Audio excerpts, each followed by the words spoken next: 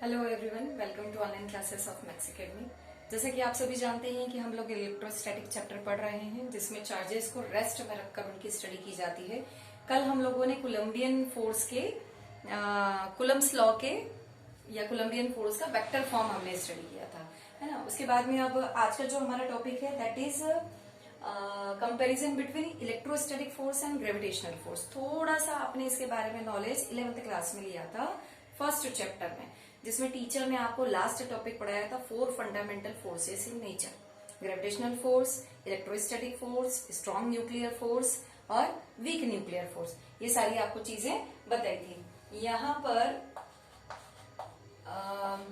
हम लोगों को कंपैरिजन करना है। तो देखिए, कंपैरिजन अच्छा भी होता है और बुरा भी होता है, मतलब सिमिलैरिटीज भी होती हैं और डिससिमिलैरिटीज भी होती हैं। तो मैंने यहाँ पर दोनों लिखा हुआ है, हम लोग वन बाय वन डिस्कस करते हैं। पहले सिमिलैरिटीज पढ़ लेते हैं कि Fg मतलब ग्रेविटेशनल फोर्स और Fe मतलब इलेक्ट्रोस्टैटिक फोर्स, दोनों में क्या सिमिलैरिटीज है, दोनों कैसे सेम है। तो बहुत अच्छे से आपको पता है कि दोनों ही इनवर्स स्क्वायर लॉ को फॉलो करते हैं। इनवर्स स्क्वायर लॉ किसको बोलते हैं, आप देखिए। अगर आप electrostatic force, gravitational force suppose हमने लिखा, तो F is equal to G m1 m2 upon r square. और अगर आपको इलेक्ट्रोस्टैटिक फोर्स की बात करना है, तो मतलब चार्जेस के बीच लगेगा, तो कुछ नहीं आ जाएगा। यहाँ m1 m2 की प्लेस पे क्या लिख देते हैं आप, q1 और q2 लिख देते हैं। तो देखिए, यहाँ पर ये फोर्स अगर ग्रेविटेशन की बात करें तो डिस्टेंस के स्क्वायर के इनवर्स है। इलेक्ट्रोस्टैटिक की बात करें तो इलेक्ट्रोस्टैटिक फोर्स डिस्टेंस के स्क्वायर के इनवर्स है। दोनों ही इनवर्स स्क्वायर हैं, तो इनवर्स स्क्वायर लॉ को फॉलो करते हैं दोनों के दोनों ही वैक्यूम में भी एक्टिव रहते हैं। अगर वैक्यूम है, कुछ नहीं है, तो वहां पर भी ग्रेविटेशनल फोर्स लगेगा और इलेक्ट्रोस्टैटिक फोर्स भी लगेगा। दोनों ही कंजर्वेटिव नेचर के होते हैं। दोनों ही लॉज या दोनों ही फोर्सेस, लॉज नहीं, दोनों ही फोर्सेस क्या होते हैं, कंजर्वेटिव होते हैं। इस यूनिवर्स में वो क्या होते हैं, सेफ होते हैं। जितना क्रिएट होता है उतना डिस्ट्रॉय हो जाते हैं।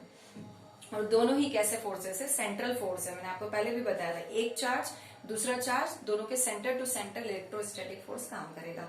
एक बॉडी दूसरी बॉडी, उनके मासेस, दोनों के मासेस का जो सेंटर होगा, सेंटर टू सेंटर उनका काम होता है, उनका अट्रैक्शन रिपल्शन उस बिहाफ पे होता है। अब बात करते हैं डिससिमिलैरिटीज की। कुछ ना कुछ तो ऐसे फैक्टर होंगे जिनमें वो लोग अलग होंगे। तो कौन सा है, सबसे पहला तो कि ये हमेशा याद रखें कि जो आपका ग्रेविटेशनल फोर्स होता है वो हमेशा अट्रैक्टिव प्रॉपर्टी का होता है, जो अर्थ के कारण लगता है। अर्थ हमेशा क्या लगाती है, अट्रैक्शन फोर्स लगाती है। अट्रैक्शन फोर्स लगाना मतलब हमेशा अपनी तरफ खींचना। पर इलेक्ट्रोस्टैटिक में ऐसा होता है क्या, चार्जेस कभी अपने आप को किसी को खींच लेते हैं अपनी तरफ, या रिपल कर देते हैं या अट्रैक्ट करते हैं। तो दोनों में से कोई ना कोई एक काम होता है। तो इलेक्ट्रोस्टैटिक फोर्स का नेचर अट्रैक्टिव और रिपल्सिव दोनों होता है, पर ग्रेविटेशनल फोर्स का नेचर हमेशा अट्रैक्टिव ही होता है। ये एक पहली बहुत इंपॉर्टेंट डिससिमिलैरिटी है। सेकेंड, जो इलेक्ट्रोस्टैटिक फोर्स होता है वो बहुत स्ट्रांग होता है। इलेक्ट्रोस्टैटिक फोर्स किसके बीच में काम करेगा, चार्जेस के बीच में, मतलब प्लस और माइनस चार्जेस के बीच में, तो बहुत स्ट्रांग होता है। पर ग्रेविटेशनल फोर्स क्या होता है, पुअर होता है in compare to electrostatic force.